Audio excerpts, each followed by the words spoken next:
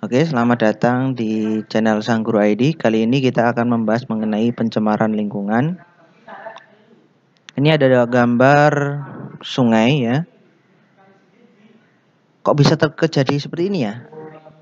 Terus di tempat kalian ada nggak yang sungainya warnanya atau banyak sampah seperti ini? Oke, yuk kita pelajari konsep dari pencemaran lingkungan. Yang pertama kita definisikan terlebih dahulu apa itu namanya pencemaran lingkungan. Jadi pencemaran lingkungan adalah masuknya atau dimasukkannya makhluk hidup, zat, energi, dan atau komponen lain ke dalam lingkungan hidup oleh kegiatan manusia sehingga kualitasnya turun sampai ke tingkat tertentu yang menyebabkan lingkungan hidup tidak dapat berfungsi sesuai dengan peruntukannya. Ini ada di UU RI nomor 23 tahun 1997.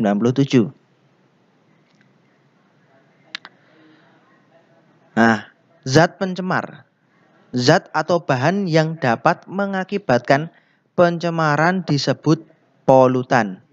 Syaratnya apa untuk jadi polutan? Yaitu jumlahnya lebih atau melebihi jumlah normal, berada pada waktu yang tidak tepat, dan berada pada tempat yang tidak tepat. Seperti pada contoh. Sumber pencemaran ya. Ada aktivitas alam, ada aktivitas manusia. Macam-macam pencemaran ya, ada pencemaran air, pencemaran tanah, pencemaran udara, dan pencemaran suara. Usaha-usaha untuk mencegah pencemaran lingkungan yang pertama, menempatkan daerah industri atau pabrik jauh dari daerah perumahan atau pemukiman penduduk. 2. Pembuangan limbah industri diatur sehingga tidak mencemari lingkungan atau ekosistem. 3. Pengawasan terhadap penggunaan jenis-jenis pestisida dan zat kimia lain yang dapat menimbulkan pencemaran lingkungan.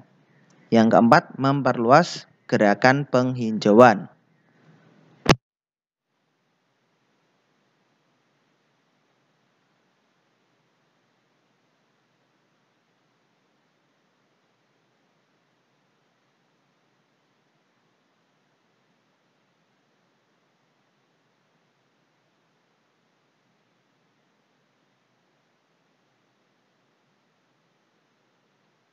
Menyebabkan air tidak berfungsi lagi sesuai dengan peruntukannya. Faktor penyebab pencemaran air. Yang pertama ada limbah industri. Ya. Limbah organik yang bau seperti limbah pabrik, tekstil, atau limbah pabrik kertas. Limbah organik berupa cairan panas, berbuih, dan berwarna, sehingga mengandung asam belerang, berbau menyengat. Seperti limbah pabrik, ya, ada limbah emas, ya, limbah pabrik cat, dan limbah-limbah dari pabrik lainnya. Kemudian ada limbah rumah tangga. Limbah organik seperti kulit, buah sayuran, sisa makanan, kertas, kayu, daun, dan berbagai bahan yang dapat diuraikan oleh mikroorganisme. Kemudian yang ketiga, limbah pertanian, yaitu kegiatan pertanian yang menggunakan pestisida, misalnya insektisida, pupuk, misalnya urea. Untuk komponen pencemaran air itu ada 6. Yang pertama ada padat, yang kedua ada organik dan olahan bahan makanan, yang ketiga anorganik, yang keempat cairan berminyak, yang kelima berupa panas, dan keenam zat kimia. Indikator pencemaran air ya.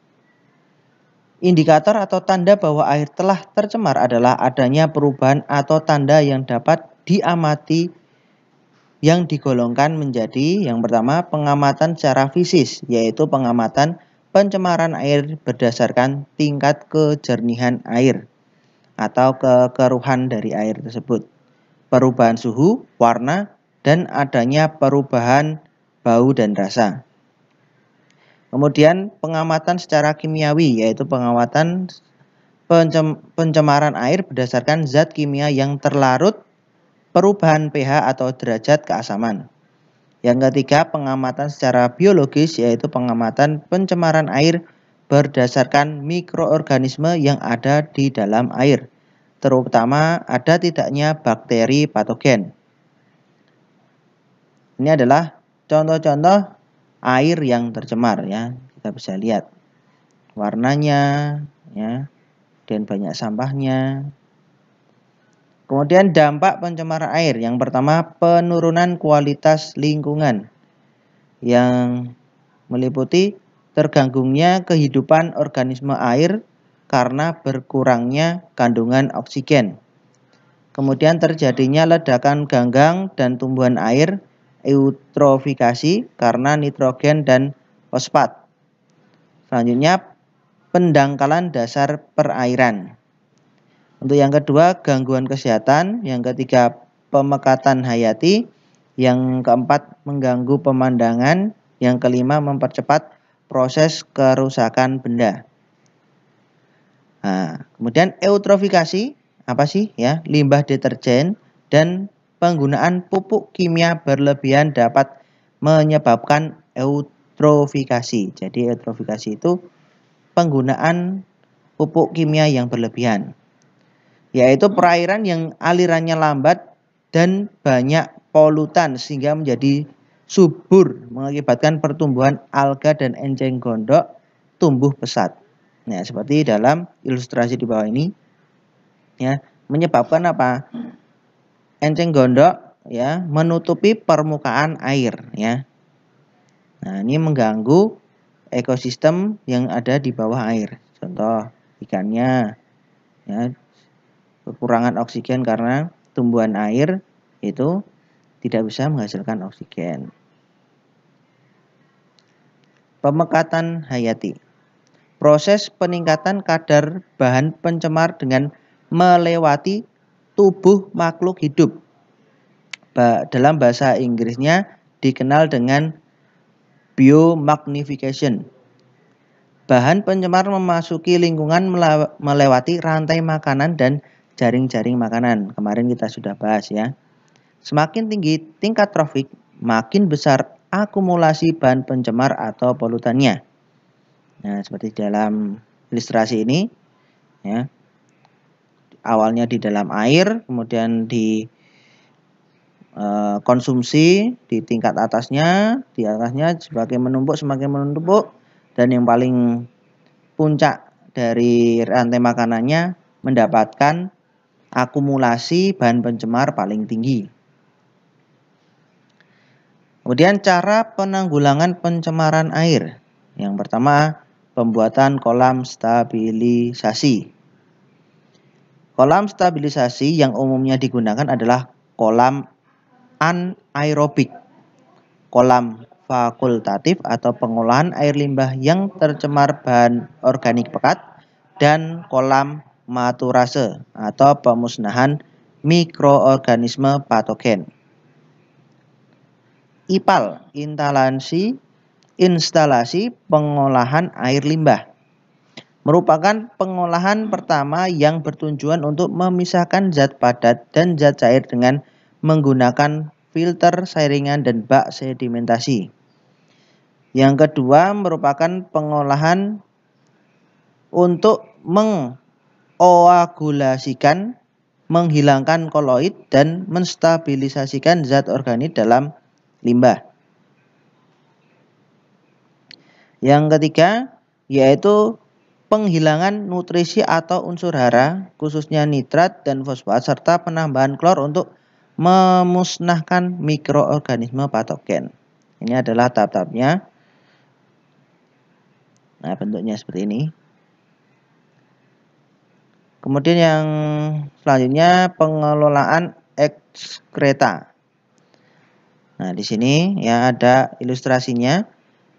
Banyak terkandung dalam air limbah rumah tangga. Jadi ekstra banyak terkandung dalam air limbah rumah tangga. Banyak mengandung bakteri patogen penyebab penyakit, dan pengolahan ekskreta dapat dilakukan dengan menampung mengolahnya pada jamban atau septic tank yang ada di sekitar tempat tinggal, dialirkan ke tempat pengolahan atau dilakukan secara kolektif. Nah, ada bentuk seperti ini ya. Nah, itu. Usaha dan pencegahan pencemaran air. Yang pertama, tidak membuang sampah atau limbah cair ke sungai, danau, laut, dan lain sebagainya. Tidak menggunakan sungai atau danau untuk tempat mencuci truk, mobil, dan sepeda motor. Tidak menggunakan sungai atau danau untuk wahana memandikan ternak sebagai tempat kakus. Tidak minum air dari sungai, danau, dan sumur tanpa dimasak dulu. Yang kelima, sadar akan kelangsungan ketersediaan air dengan tidak merusak atau mengeksploitasi sumber mata air agar tidak tercemar. Yang keenam, mengurangi intensitas limbah rumah tangga. Yang ketujuh, pemerintah hendak membuat peraturan yang tegas untuk pembuangan limbah beracun. Yang delapan, peraturan yang tegas kepada para pengusaha minyak. Yang kesembilan, penyuluhan bagi pengguna transportasi laut. Dan yang ke-10, penyuluhan pembuangan limbah industri. Yang ke-11, mendaur ulang semua sampah yang bisa didaur ulang. 12, menanam tanaman-tanaman berkayu tebal. 13, mempertahankan sumber-sumber air bersih yang belum tercemar. Selanjutnya kita akan masuk ke pencemaran udara dan penanggulangannya.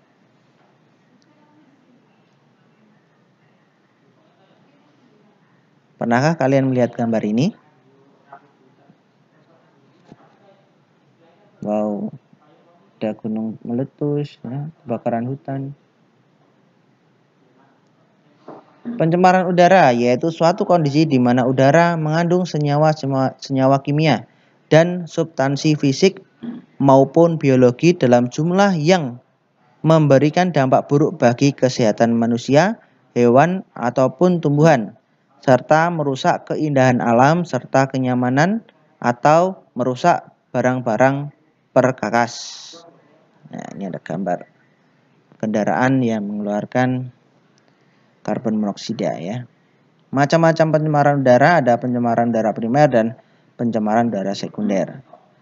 Pencemaran utama ya, yang pertama ada karbon monoksida, kemudian yang kedua sulfur dioksida, yang ketiga CFC, yang keempat nitrogen dioksida, yang kelima karbon dioksida, dan yang keenam partikulat atau partikel. Di sini ada level atau tingkat seberapa besar pencemaran udara. Ada indikator 0 sampai 50. Ini masih levelnya baik, yaitu dampaknya tidak memberikan dampak bagi kesehatan manusia atau hewan. Dan semakin meningkat nilai ya, maka semakin meningkat juga level resiko bahaya pencemaran udaranya. Yang di 300 sampai 500 ini sangat berbahaya, yaitu kualitas udaranya berbahaya yang secara umum dapat merugikan kesehatan yang serius pada populasi. Ya, bisa iritasi mata, batuk, dada, dan sakit tenggorokan. Faktor-faktor penyebab pencemaran udara. Nah, belum lama ya Gunung Merapi ya mengeluarkan awan udara, udara atau abu ya, campur-campur.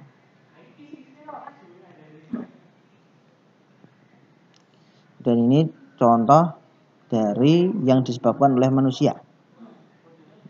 Kalau kalian pernah melakukan salah satunya, ya mulai dari sekarang dikurangi. Ya, kita akan bahas yang pencemaran tanah. Pernah nggak lihat gambar ini? Pencemaran tanah adalah suatu keadaan di mana bahan kimia buatan manusia masuk dan mengubah lingkungan tanah alami. Penyebab pencemaran tanah ya, ada limbah domestik ya, berasal dari pemukiman penduduk atau kelembagaan, kantor atau pemerintah atau swasta. Bisa berupa limbah cair maupun padat. Limbah cair, deterjen, tinja, oli, limbah padat berupa plastik, keramik, kaleng ya. Nah, ini ada dua gambar yang berbeda ya. Ada sampah organik dan sampah anorganik. Yuk, mulai dari sekarang kita pisahkan sampah yang organik maupun yang sampah anorganik. Karena kalau sampah organik itu dapat diuraikan ya oleh tanah, sedangkan sampah anorganik itu butuh waktu yang sangat lama sekali. Kemudian penyebab lain adalah limbah pertanian, misalnya pupuk urea dan pestisida. Akibatnya merusak struktur tanah, mematikan mikroorganisme tanah, hama kebal terhadap pestisida. Kemudian ada limbah industri, ya, berasal dari sisa-sisa produksi industri, limbah padat, ya, limbah cair, ya banyak, ya, contohnya. Kemudian salah satunya ini ada merkuri, ya. Ini adalah ilustrasi akibat keracunan merkuri. Dampak pencemaran tanah yang pertama penurunan kesehatan, penurunan hasil pertanian, mengganggu ekosistem. Cara penanggulangan pencemaran tanah yang pertama remediasi, yang kedua bioremediasi. Yang pertama remediasi adalah kegiatan untuk membersihkan permukaan tanah yang tercemar. Yang ada dua ya. Bioremediasi adalah proses pembersihan pencemaran tanah dengan menggunakan mikroorganisme seperti jamur bakteri. Ya. In situ atau on-site atau ex situ atau off-site. Oke, terima kasih video pembelajaran kali ini. Semoga bermanfaat. Sampai jumpa di video pembelajaran selanjutnya.